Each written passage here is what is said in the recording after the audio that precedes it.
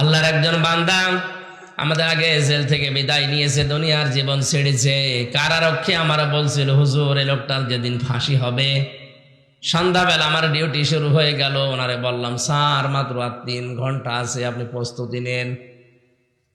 উনি আমারে বলছে, কারারক্ষী ভাই এখনো 3 ঘন্টা আছে, আমি 2 ঘন্টা ঘুমিয়ে নেই। দেখলাম ঠিক ঘুমিয়ে গেল। 9টার সময় আমরা ডাক দিলাম, ওঠার পরে গোসল করে ওযু করে নামাজ 2 রাকাত পড়ে আমারে বলছে, চলেন। সুন্দর জামা কাপড় পরে মনে হচ্ছে লোকটা শ্বশুর বাড়ি যাওয়ার জন্য ব্যস্ত হয়ে গেছে। কারারক্ষী তোরা বালি চোখের পানি ফেলে দিয়ে বলছিল, হুজুর আমার তো আশ্চর্য লাগে, যার 3 ঘন্টা পরে ফাঁসি সে লোকটা বলছে আমি 2 ঘন্টা ঘুমিয়ে নেই। ঠিক দেখলাম ঘুমিয়ে গেল। লোকটার ঘুম আসলো কি করি আমার মাথায় ধরে না। জেলখানায় সবচাইতে বেশি সমস্যা ঘুমের।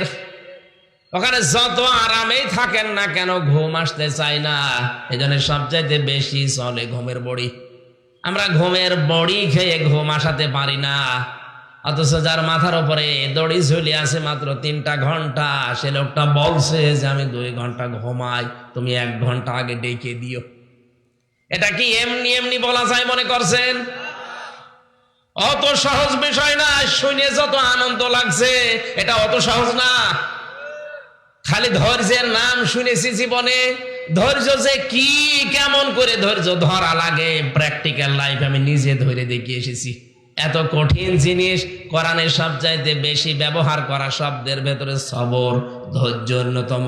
এটা আল্লাহ এমনি বলে নাই, ওরকম জায়গায় পড়েননি, এজন্য আপনি টের পাচ্ছেন না।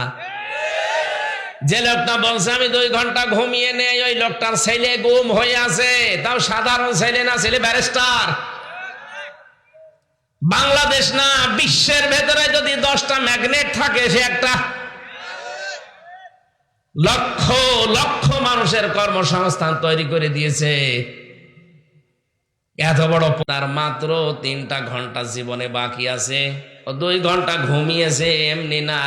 এই আয়াতটা বলছে, আল্লাহ তাখাফু ওয়ালা তাহজানু। সত্যি যদি কোনো মানুষ ইমানের উপরে আল্লাহকে রব বলে টিকে থাকতে পারে, ফেরেশতা নাজিল হয়ে তাকে বলে ভয় পেও না, চিন্তা করো না। মুফাসসির লিখেছেন, কিসের ভয় কিসের চিন্তা? ফেরেশতা তার কানের কাছে এসে বলে, আল্লাহর বান্দা তোমার হয়তো চিন্তা হতে পারে যে আমার ছেলেটা গুম হয়ে আছে, কি হবে তার? আমার স্ত্রী বিধবা হয়ে যাবে, কি হবে তার? আমার মেয়েটা ডাক্তার, কি হবে তার? আমার এত বড় বিশাল সম্পদ, এত বড় নাম ডাক, কি হবে এগুলো? ফেরেশতা কানের কাছে মুখ নিয়ে যেন বলতে থাকে, চিন্তা নেই, ভয় নেই, ওগুলো আল্লাহ নিজে পাহারা দেবে।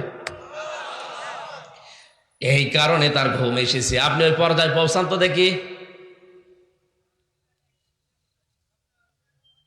পরের শব্দ আরো কঠিন, ওয়াবশিরু বিল জান্নাতিল্লাতী কুনতুম তুআদুন।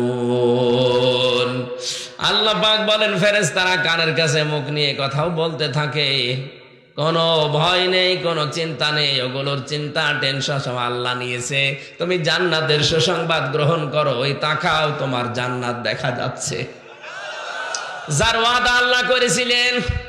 ফেরেশতারা তখন তার সাথে হাসতে খেলতে আর বলতে থাকে, নাহনু আউলিয়াউকুম ফিল হায়াতিদ দুনিয়া ওয়া ফিল আখিরাহ ওয়া লাকুম ফিহা মা তাশতাহি আনফুসুকুম ওয়া লাকুম ফিহা মা তাদউন নুজুলাম মিন গফুরির রহিম।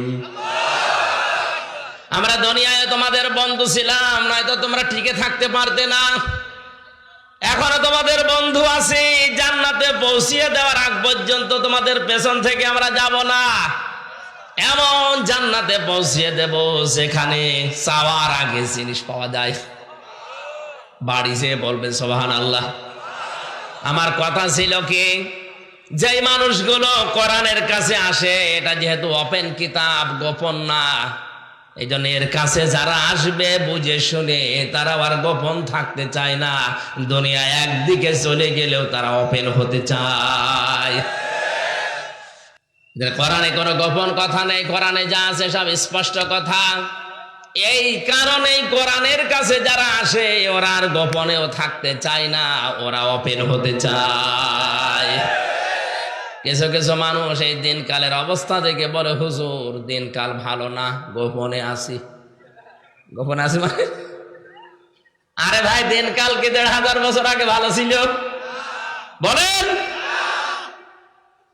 প্রকাশ্য মানুষকে চিরিয়ে ফেলা হয়েছে, শরীর থেকে চামড়া ছিলে লবণ দেওয়া হয়েছে। হযরতে বেলাল, তার দিকে তাকান, হযরতে খবাইব খাব্বাব, পিঠের ভেতরে চাকা চাকা গর্ত হয়ে গিয়েছিল। আপনি বলছেন দিনকাল ভালো না, গোপনে আসি। আরে শয়তান, দিনকাল তো আরো খারাপ ছিল ১৫০০ বছর আগে। হ্যাঁ, সবার জন্য ওই রকম দিন আসে নাই। দিনকাল খারাপ তাদের জন্য যে মানুষটা ১৫ বছর ঘরে থাকতে পারে না, তার জন্য। আপনি আরামে খাচ্ছেন, আরামে যাচ্ছেন, আরামে সংসার করছেন, আপনার জন্য দিনকাল ভালো না। এটা বলা মুনাফিকি ছাড়া কিছু না। দিনকাল ভালো আপনি বোঝেন। কোরআনের উপরে যারা টিকে থাকে ৩টা বছরে আর কিছু না পায়, অন্তত আমি এটা চোখ দিয়ে দেখে এসেছি। আল্লাহ তাখাফু ওয়ালা তাহজানু ওয়া আবশিরু বিল জান্নাতিল্লাতী কুনতুম তুআদুন।